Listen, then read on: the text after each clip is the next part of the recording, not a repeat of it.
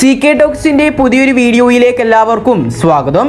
ഇന്നത്തെ ഈ വീഡിയോയിൽ നമ്മൾ പ്രധാനമായും ചർച്ച ചെയ്യാൻ പോകുന്നത് കേരള ബ്ലാസ്റ്റേഴ്സ് എഫ്സിയുടെ ഗാന സ്ട്രൈക്കറായ ക്വാമി പെപ്രയുടെ പരിക്കിനെ തുടർന്നുള്ള അപ്ഡേറ്റും കൂടാതെ കഴിഞ്ഞ ബ്ലാസ്റ്റേഴ്സിന്റെ സൂപ്പർ കപ്പിലെ മത്സരത്തിന് ശേഷം ബ്ലാസ്റ്റേഴ്സ് പരിശീലകൻ ഇവാൻ വുക്കോമാനോവിച്ചിന്റെ വാക്കുകളും കൂടാതെ തന്നെ കുറച്ച് ബ്ലാസ്റ്റേഴ്സ് അപ്ഡേറ്റുകളുമാണ്.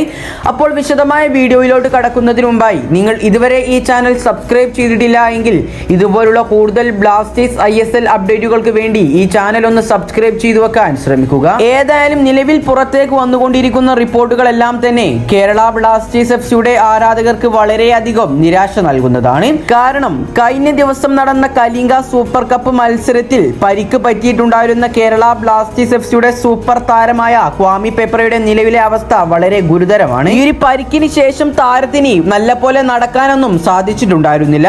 അതുകൊണ്ട് തന്നെ താരം മൊടന്തിയായിരുന്നു കളിക്കളത്തിൽ ബാക്കിയുള്ള നിമിഷങ്ങൾ കളിച്ചിട്ടുണ്ടായിരുന്നത്. ഇത് കൂടാതെ കളി കഴിഞ്ഞപ്പോഴും താരം കളിക്കളത്തിൽ കിടക്കുന്ന കാഴ്ചയാണ് നമുക്ക് കാണാൻ സാധിച്ചിട്ടുണ്ടായിരുന്നത്.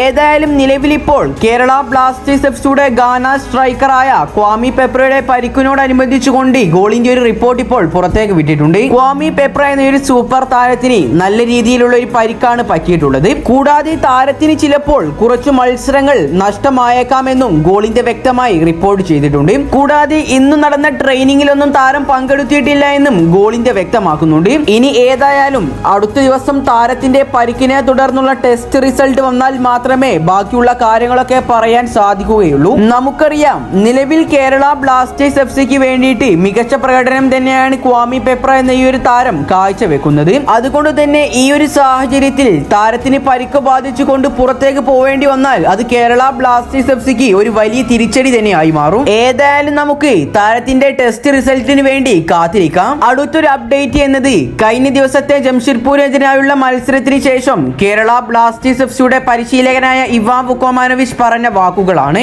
ആശാന്റെ വാക്കുകൾ ഇപ്രകാരമായിരുന്നു: ഇനി ഞങ്ങൾ ഇന്ത്യൻ സൂപ്പർ ലീഗിന്റെ രണ്ടാം ഘട്ടത്തിലേക്ക് നീങ്ങുകയാണ്. കലിംഗ സൂപ്പർ കപ്പിനെ ISLന്റെ രണ്ടാം പകുതി ശക്തിപ്പെടുത്തുന്നതിന്റെ ഒരു ഭാഗമായിട്ടാണ് ഞങ്ങൾ കണ്ടിട്ടുള്ളത്. കൂടാതെ കഴിഞ്ഞ ദിവസത്തെ ഞങ്ങളുടെ ജംഷഡ്പൂരിനെതിരായുള്ള പരാജയത്തിൽ ഞങ്ങൾ ഒരുപാട് കാര്യങ്ങൾ ഉൾക്കൊള്ളേണ്ടതുണ്ട്. ഇങ്ങനെയെല്ലാമാണ് മത്സരശേഷം ബ്ലാസ്റ്റേഴ്സ് പരിശീലകൻ ഇവാൻ വുക്കോമാനോവിച്ച് പറഞ്ഞിട്ടുള്ളത്. ഏതായാലും ആശാന്റെ ഈ ഒരു വാക്കുകളിൽ നിന്നും നമുക്ക് വ്യക്തമാക്കാൻ സാധിക്കുന്നത് കലിംഗ സൂപ്പർ കപ്പിനെ കേരള ബ്ലാസ്റ്റേഴ്സ് എഫ്സി ഒരു കോമ്പറ്റീഷൻ ആയിട്ടല്ല കണ്ടിട്ടുള്ളത്, മറിച്ച് ഇന്ത്യൻ സൂപ്പർ ലീഗിലെ രണ്ടാം പകുതിയിലേക്കുള്ള ഒരു തയ്യാറെടുപ്പായിട്ടാണ് അതിനെ ബ്ലാസ്റ്റേഴ്സ് കണക്കാക്കിയിട്ടുള്ളത്. ഏതായാലും ആശാന്റെ ഇത്തരത്തിലുള്ള ഒരു പ്രതികരണത്തെ കുറിച്ചുള്ള നിങ്ങളുടെ അഭിപ്രായങ്ങൾ നിങ്ങൾ താഴെ കമന്റ് രൂപത്തിൽ രേഖപ്പെടുത്തുക. ഇനി നമുക്ക് അടുത്തൊരു വാർത്തയിലേക്ക് കടക്കാം. നമുക്കറിയാം ഏഷ്യയിലെ തന്നെ ഏറ്റവും കൂടുതൽ ആരാധക പിന്തുണയുള്ള ഒരു ക്ലബ്ബാണ് കേരള ബ്ലാസ്റ്റേഴ്സ് എഫ്സി എന്നുള്ളത്.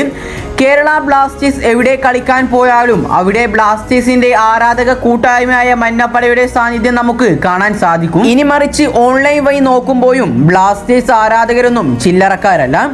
ബ്ലാസ്റ്റേഴ്സുമായി അനുബന്ധിച്ചുകൊണ്ട് എന്തെങ്കിലും ഒരു ട്രാൻസ്ഫർ റൂമർ പുറത്തേക്ക് വന്നാൽ നിമിഷ നേരം കൊണ്ടാണ് അത് സോഷ്യൽ മീഡിയയിൽ ട്രെൻഡിങ്ങിൽ കയറുന്നത്. ഇപ്പോൾ ഇതാ ഏഷ്യയിലെ ഡിസംബർ മാസത്തെ ഏറ്റവും കൂടുതൽ ഇൻസ്റ്റഗ്രാം ഇന്ററാക്ഷൻ ലഭിച്ച ടീമുകളിൽ ബ്ലാസ്റ്റേഴ്സ് രണ്ടാമതാണുള്ളത്. ഈ ഒരു പട്ടികയിലേക്ക് നോക്കുകയാണെങ്കിൽ ഏറ്റവും മുൻപന്തിയിലുള്ളത് ക്രിസ്ത്യാനോ റൊണാൾഡോയുടെ അൽ നാസർ ആണ്.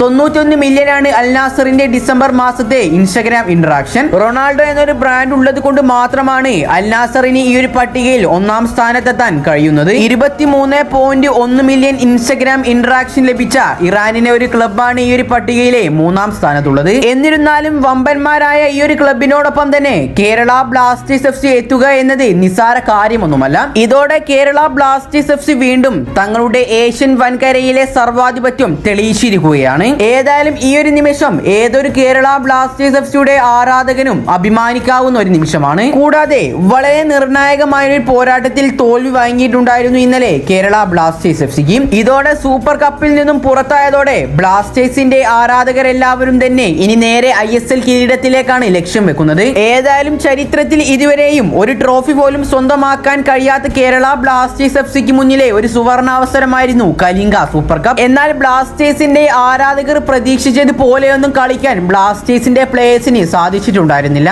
മറ്റെല്ലാ ടീമുകളും ട്രോഫികൾ സ്വന്തമാക്കിയപ്പോൾ ഒരു ട്രോഫി പോലും നേടാൻ കഴിയാത്ത ടീമായി കേരള ബ്ലാസ്റ്റേഴ്സിന്റെ ആരാധകർ അത്രമേൽ ആഗ്രഹിച്ചതാണ് ഒരു കിരീടം.